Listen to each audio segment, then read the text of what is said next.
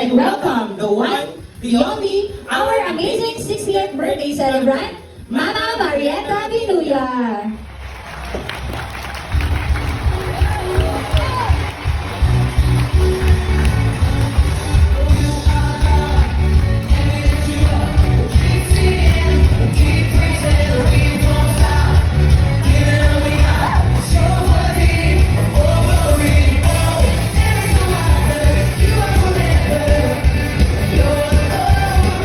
Ladies and gentlemen, we move on to the sweetest and most exciting part of this evening. Yes, this is the moment we've all been waiting for. The singing of the happy birthday and the blowing of the cake. May we invite everyone to please stand as we prepare to make this moment extra special to our dear celebrant. So let us fill this room with joy and love as we sing our hearts out and celebrate this wonderful milestone. And on the count of 3, let's sing all together.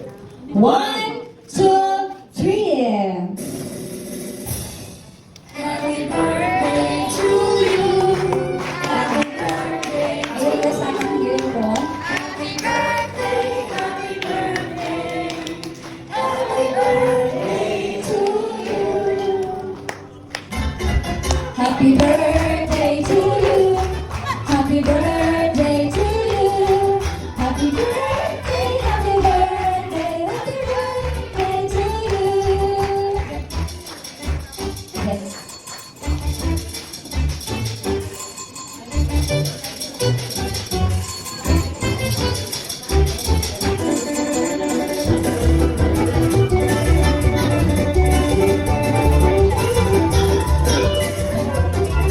Alright. So as we continue this meaningful celebration, let us take a moment to pause and offer our gratitude for the gift of life and the blessings we have received. At this time, we invite everyone to settle down, open our hearts, and join us in a short prayer of thanksgiving and blessings for our dear celebrant. So to lead us in prayer, may we respectfully call on our beloved pastor, Reverend Rolling Manduta. Praise the Lord. Kay Ate Marietta na napakaganda ngayon. Praise the Lord. Ngayon po, Panginoon, tayo po ay nalangin at taguyoong itiklara po natin sa buhay na ating po Marietta. Actually, si Ate Marietta po isa po sa mga pinakamatapat at pinaka-generous na miyembro po natin sa church. At hindi lang po yun. Kapag nalaman po ninyo yung kanyang kwento ng kanyang buhay, kwento ng kanyang pananampalataya, ay talaga namang ma-amaze kayo. Napaka-consistent po niya sa paglakad, yun ang tagasunod ng ating pong Panginoon na si Kristo. At grabe yung kanyang pong influensya, at higit sa kanyang pamilya. So, siya po yung coordinator po natin sa Gulat, at hanggang ngayon, yan po tayo gawain sa Gulat. Ate Marietta, ang sabi ng Panginoon, sapagkat siya ang ginawa mong tagapagsanggalan, at ang pinili kong mag-iingat sa iyo ay ang kataasan, hindi mo aabutin kay mapahamak at walang daratal na kahit anong ulit ng paghirapan sa iyong tahanan. Sabi niya, aking iingatan ng tapat sa akin at aking liligtas kung sino mang ako'y kikilalanin. Kapag siya ay tumawag, ang dahon siya panigan at kung may dilahil, siya ay aking sasaklodon. Siya ibibigyan ko at gagatimpalahan ng mahabang buhay. At anuman ang kanyang gawin, tiyak siya ay aking pagpapalangin. Tayo po lahat ay i-extend po natin, i-stretch po natin ang ating pong kamay. Mag-usap po kayo ng prayer para po sa ating pong ating Marietta. Sama-sama po kami nagagalak ang aming puso, O Diyos, sa hapong ito. O Lord, salamat po, O Diyos, sa inyong katapatan sa buhay ng aming pong ating Marietta. Alam po namin kung paano siya nagsimula. At O Lord, at ngayon, O Lord, alam po namin, O Lord, na napakatapat po sa buhay niya. Siya po ay regalo sa kanyang pamilya, maging sa iyong iglesia. O Lord, kung paano niyo po siya sinamahan, kung paano niyo po siya pinagpala, naniniwala po kami, Panginoon, ay gayon din, O God, yung mga natitira pang mga taon ng kanyang buhay ay higit na papagpala. Salamat po, O Diyos, sa iyong pabor, Panginoon, at sa inyong pag-iingat. Salamat po ng marami. At sama-sama po namin dalangin, O God, yung kanyang kalusugan, O God, at sa panibagong yugto, O Diyos, ng kanyang buhay. Samahan lang po ninyo siya, gabayan, tulungan, O Diyos, at patuloy na gamitin mightily. Kuskusin niyo po lagi siya ng dakilang presensya, banal na Espiritu. Salamat po ng marami pang mga kaarawan ang ibigay niyo po sa Kanya. Yadya at iligtas po siya, O Diyos, sa anumang klase at uri ng aksidente, sakit at karamdaman. O Lord, patungan at takpan siya ng iyong pong pagpalang kamay. Maraming salamat po, O Diyos, sa kalwalatihan, O Diyos, na naghihintay, O Lord, sa inyo pong anak na ito. Salamat po ng ng marami, O God. Mahaba pang buhay, O Lord, malakas, satisfied, Lord, hallelujah, yung ibigay niyo po sa kanya, Panginoon. Marami pang selebrasyon. Salamat po, O Diyos, hallelujah, sa pananampalataya na meron siya, Panginoon, at sa mga, O Lord, hallelujah, hallelujah, ginawa na po niya sa iyo. At marami pa siyang gagawin, O Lord, para sa iyo. Salamat po, gamitin niyo lamang po siya mightily in the mighty name of Jesus. Hallelujah. We speak your favor, your praise and glory in the mighty name of Jesus. Maraming salamat po, O Diyos. Pinupuri ka namin, sinasamba. Ito po ang aming sama-samang nalangin sa pangalan ng langit ng aming Panginoon na tagapagligtas na si Jesus. Amen. Happy birthday. Thank you so much po, Pastor Rolly. So, before we proceed to the blowing of candle, so may we request again to everyone to sing a happy birthday to our birthday celebrant para ganahan talaga po siyang mag-blow ng candle. Happy birthday to you. Happy birthday to you. Happy birthday. Louder daw po. Happy birthday.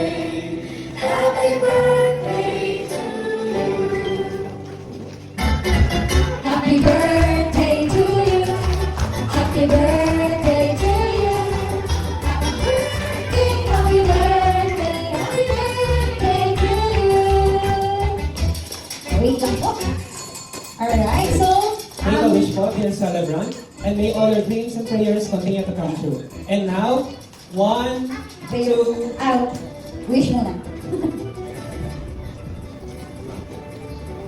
And now, let us all count. At the count of 3. I'm sorry na ulit ako. sabi ko lang sa'yo, ba't go? Alright, so thank you. Again, palakpakan po natin ang ating birthday celebrant. And now, it's time to enjoy a delightful dinner prepared especially for this wonderful celebration. But before we head to the buffet,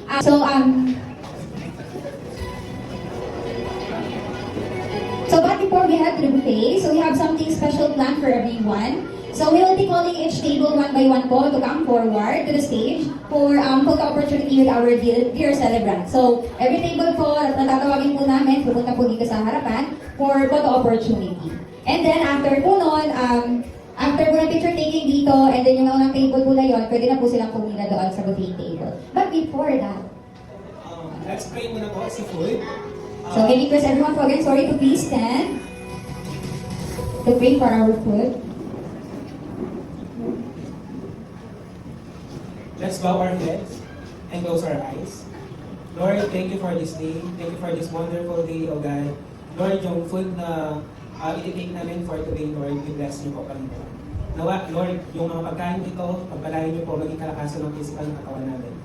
And the strength that we acquire to this food, O God, will be used for your glory, O Lord. Thank you, Lord. In Jesus' name we pray.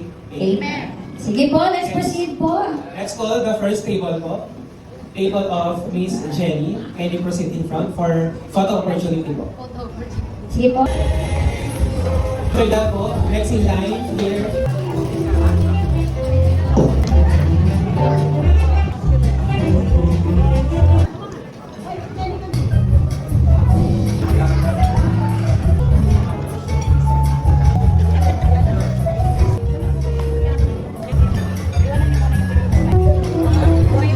Marietta Benuya.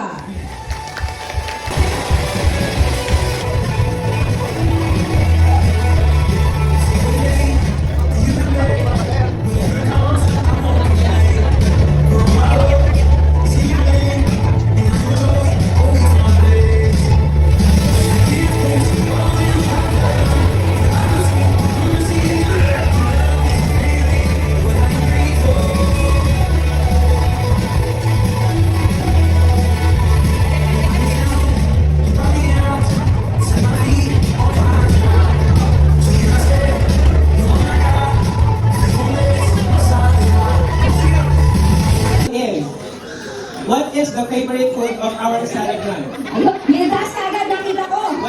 Okay, so meron po kayo na una. Then muna po kayo, baka mali po yung una. So ano po yung favorite food ni Mother? Pinakbet. Pinakbet, tama po ba yun, Mar? Pinakbet po ang inyong favorite na ulan na pagkain? So, what is the favorite ulam po of my mom? Food. Sapsoy daw, sapsoy. Yan! Congratulations! So what is the favorite color of our birthday celebrant? Ayan. Wala pa pong 1, 2, 3, Wala go. ka ng 30 go. Okay, let's confirm. Ano po yung favorite color ni Mama? Nandito po ba yung red? Tama po ba mga red po ba? Okay, excellent. It's the favorite song of our celebrant. So, 1, 2, 3, go! Favorite kanta po? Ay, buti-buti mo, Panginoon. Tama po ba, Mother? Tama. Ayan, alam na anak na panganay. Ayan po yung anak na panganay ni Mama. What is one thing the celebrant is known for? Ulitin ko po. What is one thing the celebrant is known for? Kilala siya sa pagiging ano? Kilala siya sa pagiging ano? Ano ba siya? Tao ba to? Alright, sige. At the count of 3, 1, 2, 3. Oh, ano siya nakilala? Ano po? Yan, ano po ba ang pagkakilala natin kay Mama Maria? Mabait, mapagbigay. Mabait ay mapagbigay. Hindi natin i-confirm yan kay Mama. I-confirm natin yan sa mga tao na nandito sa ating venue. Is that true? Yes! Ito po yan, ang ating birthday celebrant. Ang ating mama ay talagang mabait and generous. Tama po ba yun? Opo. Okay, so let's stop bilang na kayo. Ayan. So how many grandchildren does our celebrant have? Ano po yung apo ng ating celebrant? 1,000. May narinig ako bilang 1,000. Alright, sige, at the count of 3. 1, 2, 3, go! 14. 14. Tama po ba? Okay, lower than 14. Higher than 9, lower than Ayan, sige po. 30. Tama po ba, Mother? Yan, tama po. Ang ako po, or grandchildren ng ating birthday celebrant ay 13. Malagdagan na po ata. This game is entitled Bring Me. Bagong-bago, di ba po? Okay? So, but this Bring Me is with a twist. Okay? So, here's how it works. So, ganito po yung nangyayari sa ating second game. So, we have 6 chairs in front. Anin po yan. Ayan. So, kapag sinabi po namin na go, ay wait lang, magsasabi muna po kami ng things na i-bring nyo dito sa front.